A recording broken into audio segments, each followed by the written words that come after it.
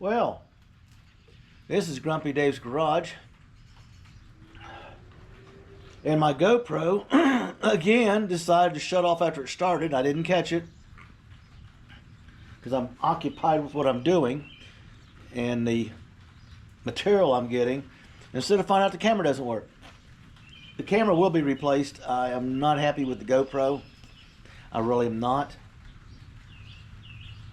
Simplicity of operation, everything's one thing, but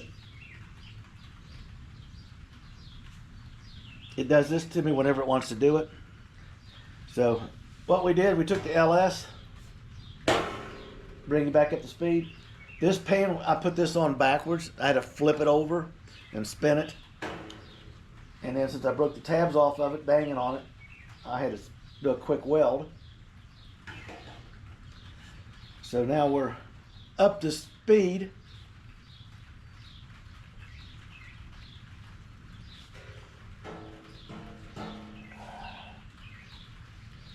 This I'll show you on the back of the transmission. In fact, I think while we're talking, I'll shrink the legs and we'll go over behind the LS engine. This is just some rainy day work. I'm so far behind on this build, I just can't stop taking it rain day. I have to do what I have to do to keep the project rolling. Okay?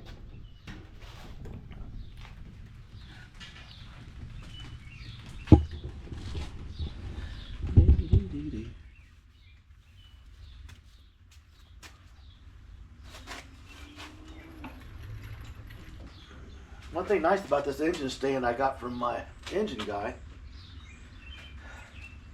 you buy the stand, and the next time I go get another engine, like a lot of builders do, you take your empty stand down, he just fires up, tests your motor on the stand, you pay him, he picks it up, takes your stand off your truck, and then he'll put his engine and stand just like this, right back on. I'll get my comfort sitting bench.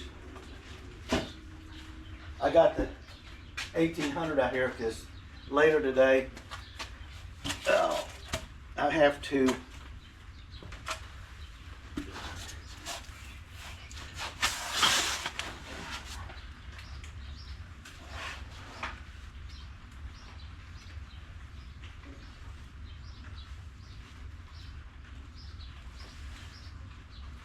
okay. Now,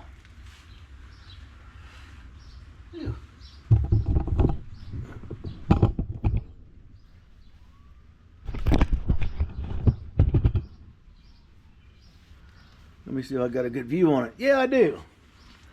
See how this pan comes down here below the filter and all this? And the sun drops down even more as you go that way. Let's see if I can spin this some more. Love these engine stands. So this should be electrical connect. Yeah, it's the O2 sensor. Okay, see? With this ear right here, straight across is where the new pan goes. I lose all that down there. From here to there on this new pan is 5.75 inches.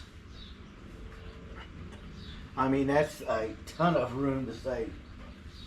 Okay? It's going to make all the difference in the world on the fitment. Let's see if I can sit here and spin this like a lazy old boy.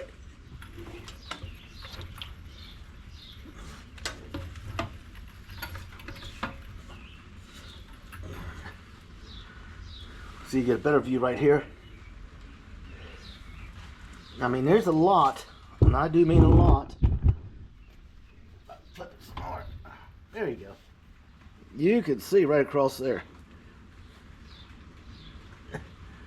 This lower section, plus this piece, and that is all gone. It's a 6-quart oil pan. And the thing about the MG is all the wiring and everything is off the right side of the car or the passenger side. in the U.S. I should say that I got people looking at what I'm doing on cars faced the other way. It's probably a little confusing.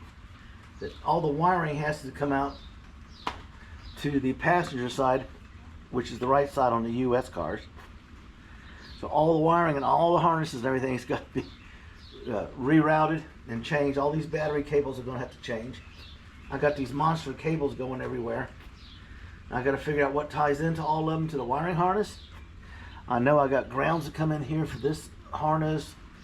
There's a ground on the other side is off. This is looks like someone got tired of messing with it. They cut it. The low oil sensor. So we will be making new cables and installing them to fit the car. I don't have extra room. There's a lot of extra stuff on this engine that won't be used. Okay.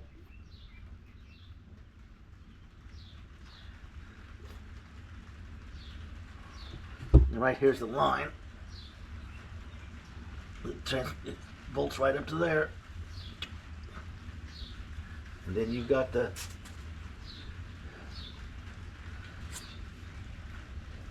starter cone. It comes right in here. Starter's right here. Okay, I just hold this here, gives you an idea. So what we were discussing is with the motor mounts being put up.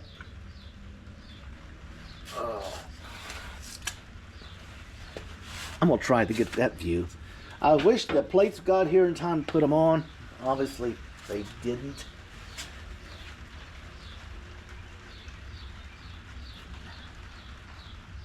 Because there's a lot of cleaning to do. It's not all rusted, but nasty looking paint. I'm gonna give it a light wire brush and cleaning and scrubbing. Okay, new problem.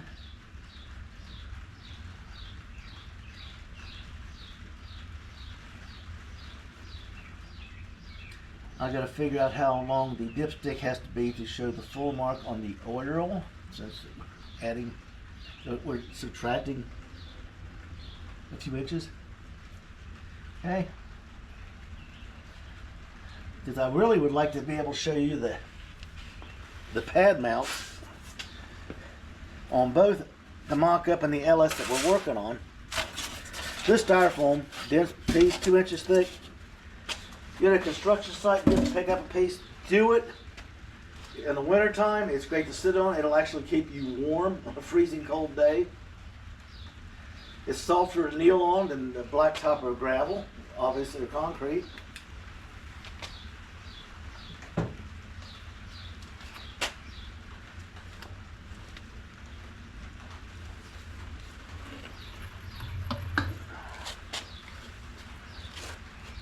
I'll get this thing pulled up out of the way.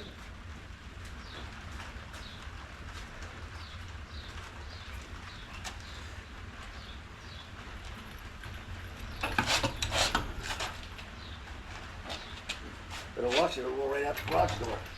It makes it so much easier to store it, move it around, and you don't have to worry about the thing falling over or falling over and hurting somebody.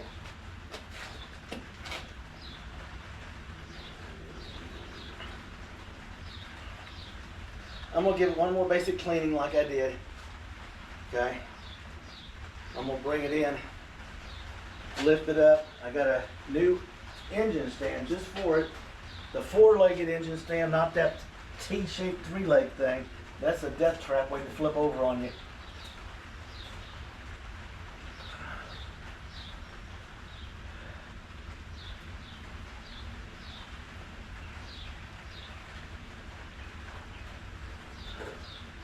So there was the engine.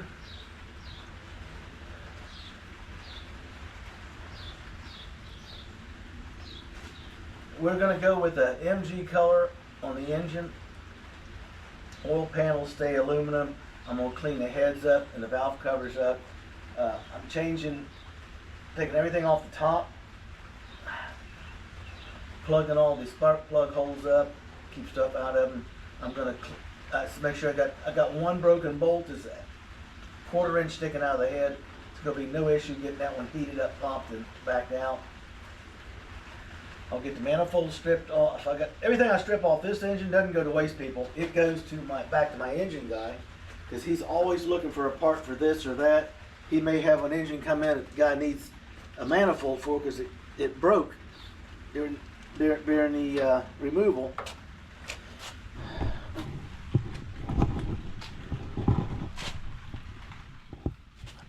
So I got a box here of stuff. He gave me a single rail. I found a way to use a double rail without having to do all that work. Here's the failed drive shaft. Look at the size of that girl. It's as big as the console it fits in, the tunnel. So we went back to the steel, remember? My engine guy hooked me up with a steel one. We were discussing it. So he went down his row of engines and to the transmission row, found the 4L60E with a steel shaft and yanked it out for me, handed it to me. And I told him anything I take off these engines I get from him, when I come out to get another one or pick up another part, I'll be bringing the stuff back because it's junk to me, but to him, it's money. And he saves me some. He makes a little on the deal. Everybody comes out ahead. That's the kind of stuff I like to be involved in, where everybody coming out. Well, there she is. I can't believe how much shallower this pan is looking at that one over there. I mean, it's like someone just took and just sliced it off. And everybody told me about these pans. And I wasn't happy with the first one we got in. In fact, it was the wrong pan. It had been sent to somebody, and it was put in the wrong box without the nuts, the bolts, the gasket, and some of the parts that went with it. And I contacted the guy, and he was trying to make it good. And finally, after a couple of days of playing email tag, I just told him I was returning it. It's not worth the headache. So he immediately took it back and gave me my credit. I thanked him. Great guy to work with. Then I went back, decided to reorder from him. It wasn't his fault that someone returned something in the wrong box and didn't have all the parts in it, and his people threw it in the inventory, assuming it was complete and correct, which that's what happens when you assume someone else did something. Not going to happen. But this pan, no matter how I turned this bottom plate, and I could not get the bolt patterns to match up like I did on this one. So yeah, I sent it back. Probably the best thing I did.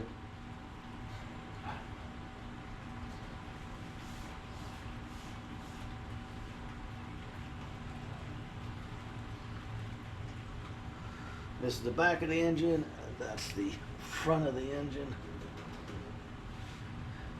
The steel plate comes this way and extends back extra. It gives me a full range of... Here, I'll just show you.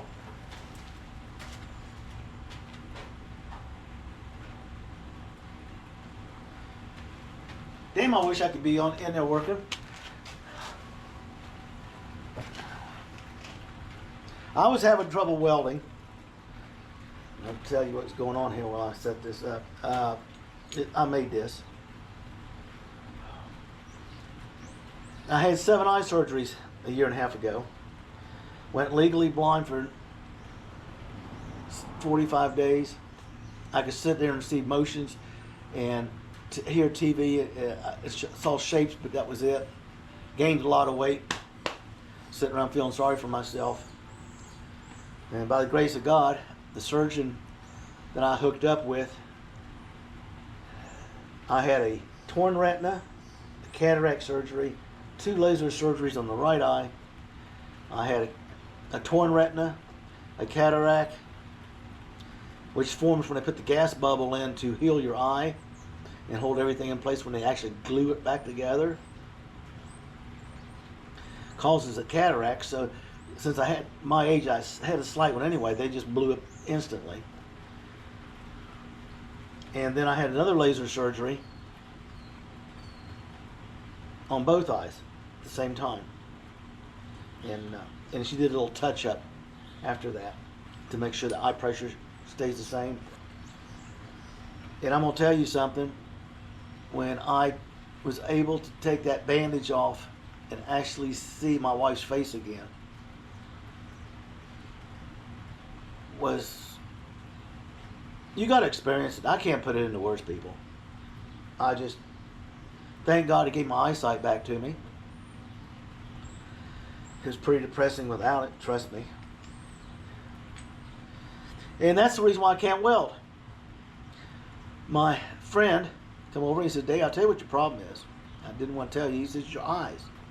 You can't follow the line. You can't see nothing but a bright ball of fire. Well, yeah, but I'm trying to, he says, you're not going to fix that. So he told me to get a cheating magnifying glass to go in my current welding helmet, which today I could actually see the line and run a weld with.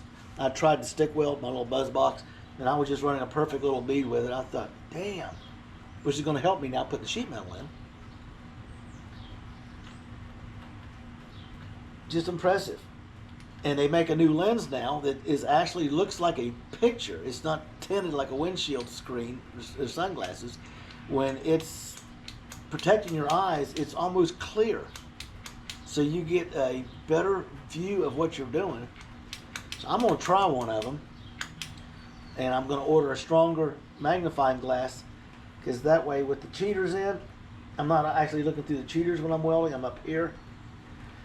That will do it. And they actually make the helmets with lights on them to light up your little workspace. Impressive stuff, people.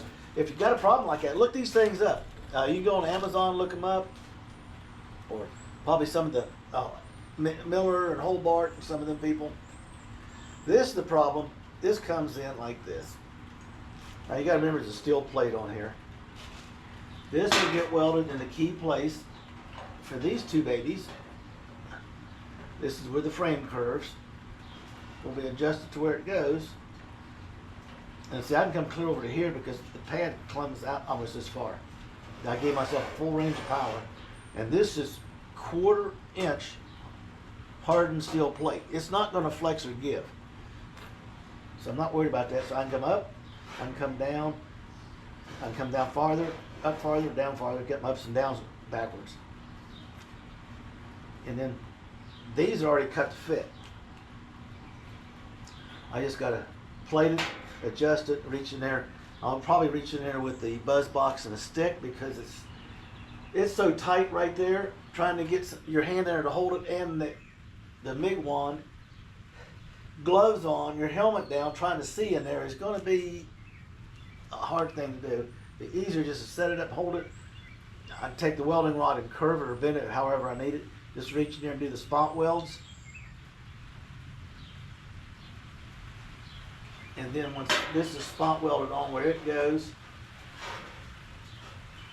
I'll hit it with some primer. It will show me the, that's right. The flats go this way. I think I got this backwards. Anyway, instead of playing with that, I'll hit it with some primer to show my line where it needs to be. Then I can take this out, lay it up on a bench, pull the bushings out so I don't set them on fire, burn a weld on it, stick it in one time and double check it, and then pull it apart. And once it's welded, it's done. I can pop the bushings back in this side. And then what we'll have is this.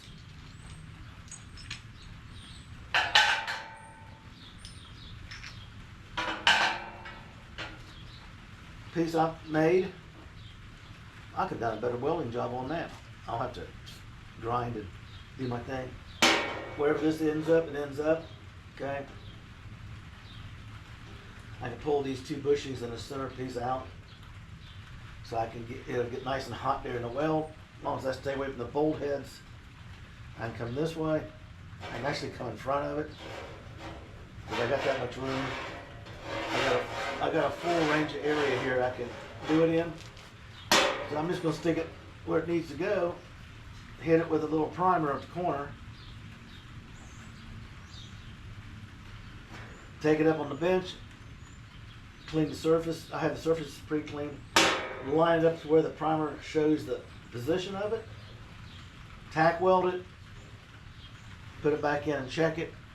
If it's a good to go, I'll take it back out, pull the bushings out, and light it up with the welder. And then we can install and work with the brackets. One side at a time. The engine sits to the right of the car, U.S. passenger side. I got that called out to me.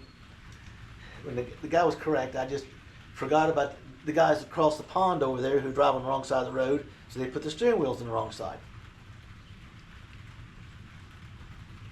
This isn't the days of Camelot where you ride to the left of the road, so you could drop your shield down and drop your lance and charge an enemy horseback. I guess they still think you're going to drop your mask and joust somebody when you're driving down the road. No, just kidding. It's fun and interesting to pick up a little bit how things develop over the years. So that's what we're doing. That's about it, people. It's just a rainy day catch-up video. Kind of get stuff done. Like, subscribe, and leave a comment. We still having comment receiving problems. I just got a message today. I got 2 comments and it wouldn't let me see either one of them. I got somebody working on that. This coming weekend, I think he's available. He's in Kentucky and I'm up here, so we'll be tying up on the phone. My grandson's going to hook him up on my channel as a manager. So with these issues and stuff that he knows how to fix, that's what he does.